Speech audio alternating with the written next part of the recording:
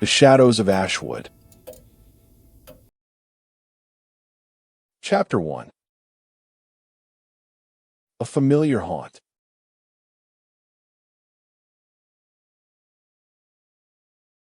I stepped out of the taxi, gazing up at my childhood home. Number 147, Hawthorne Lane. A mix of nostalgia and dread swirling in my chest. The weathered Victorian house looked smaller than I remembered. Its once vibrant paint now faded to a dull gray that blended seamlessly with the gloom of nightfall. As I lugged my suitcase up the walkway, memories long buried resurfaced, threatening to overwhelm me. It had been 10 years since I left Ashwood, and yet every detail felt as familiar as yesterday. The crumbling porch creaked underfoot, a stark reminder that time hadn't stood still here either. Inside, the musty air enveloped me, heavy with dust and secrets kept hidden for too long. Moonlight streaming through the windows cast an eerie glow over the abandoned rooms I once called home. As I settled into my old bedroom, I couldn't shake the feeling of being watched. My imagination surely played tricks on me.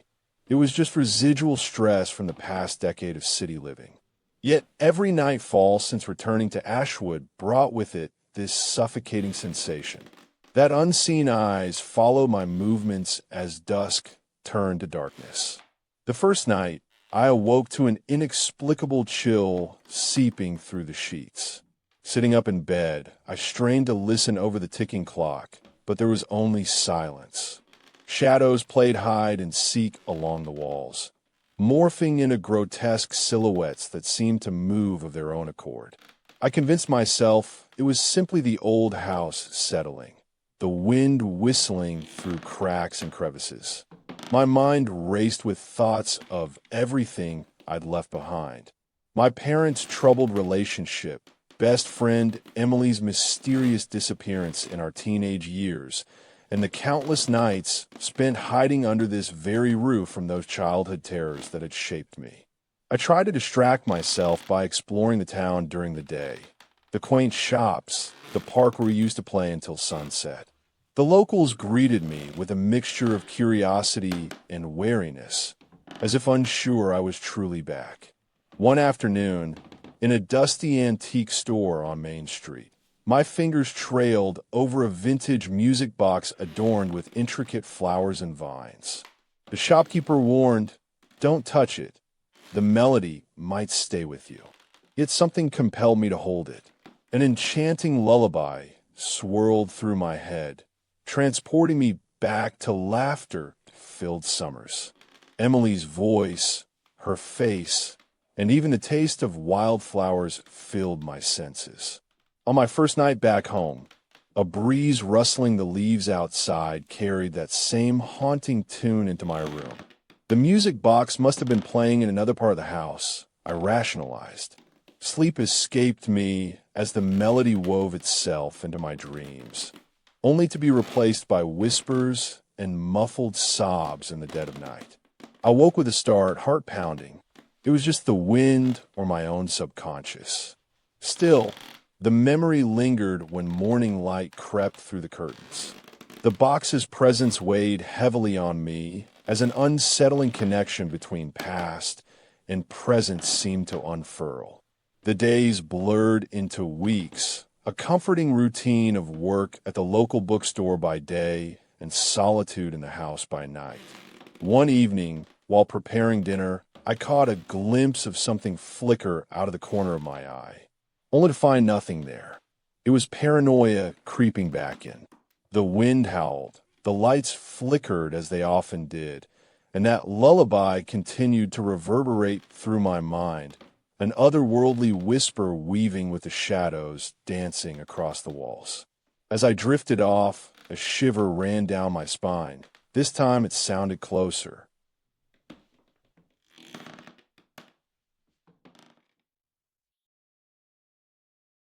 Chapter 2. The Forgotten Lullaby.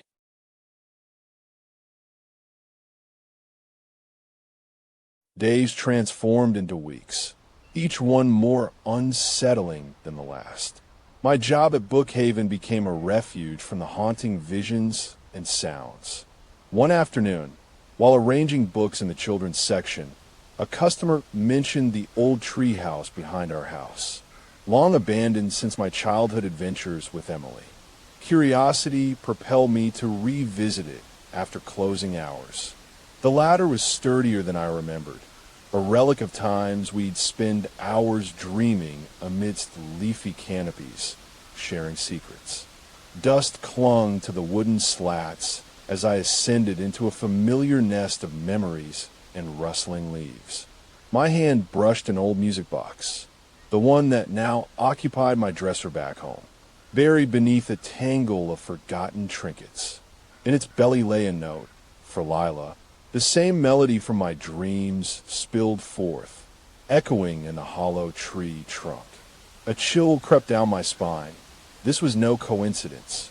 Night's silence shattered with the unmistakable tune drifting through the walls, filling the air outside and inside. I clutched my robe tighter as it lured me back downstairs to investigate. In the kitchen, the box sat atop the counter, glowing softly in the dark like a ghostly beacon. The melody transformed into a mournful cry that echoed down the hallway, drawing me deeper.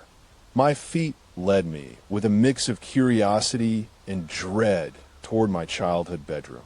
The music was louder here, an unearthly keening that seemed to come from inside me. In the dead of night, I opened it.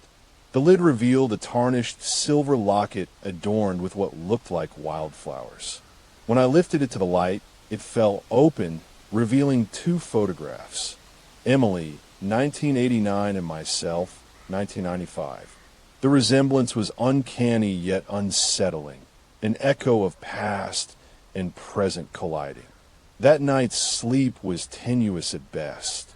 The lullaby carried into dawn, insidiously seeping from beneath my door like a living entity. I yanked open my bedroom window to clear my head and found the sun already high overhead.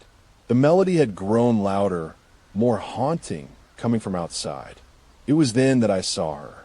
Emily stood at the edge of the forest below, looking up at me with an otherworldly gaze. My heart leapt as she vanished into the trellis-covered garden behind our house. With each hesitant step down, my pulse quickened, recalling the countless adventures and promises made in this very place. There, she turned, her eyes no longer sparkling under the sun, but haunted. "Lila," she whispered before disappearing into the undergrowth. The music box now lay on the windowsill. I could have sworn it wasn't there a moment ago. That night's slumber was elusive once more. The days blended together as if trying to outrun the gathering storm within my mind. In dreams, Emily and I chased each other among towering trees that seemed to whisper our names. Lila, Emily, waking with a jolt. The lullaby pulsed through the house once more, drawing me toward her bedroom. An open window framed by hanging curtains beckoned, the moonlight casting an ethereal glow on my childhood friend's face staring back at me. Eyes aglow, skin deathly pale, as if drawn out of the night itself. In that moment, I knew what I'd found beneath my treehouse, secrets buried for far too long.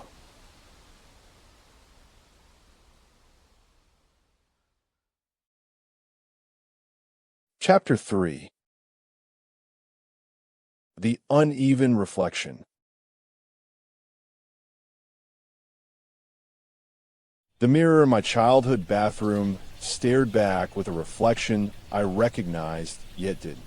Two girls stood side by side, youthful Lila and an Emily I'd all but forgotten. My hand trembled as it reached out to touch the glass, expecting cool skin rather than warm flesh. A whisper brushed against my ear, "Alaron." The words reverberated, making me jump. In the mirror's gaze, two pairs of eyes met. One familiar, the other a shadow within shadows that seemed alive. As I opened it for the first time in years, our reflections parted ways, and Emily stepped into the world of flesh, her skin sallow from neglect. I didn't want to be forgotten, she rasped before dissolving into my arms, bones fragile beneath my embrace. Time lost meaning as we spoke of long, forgotten dreams. Our laughter tangled with unspoken truths and a shared history I'd buried for decades. As the sun climbed higher, Emily vanished into wisps of morning mist. The treehouse held more than just memories. It was now her sepulcher. In the living room, I found a journal left on my dresser, each entry penned by us both, our voices intertwined like the ivy crawling up the house. The lullaby had drawn me back to that summer of lost innocence and whispered secrets. A final entry spoke of an ancient ritual, the moon's alignment, and a secret beneath those trees.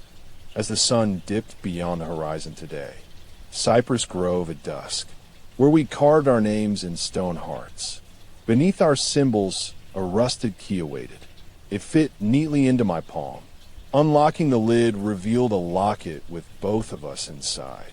Our combined essence, forever linked by laughter and secrets.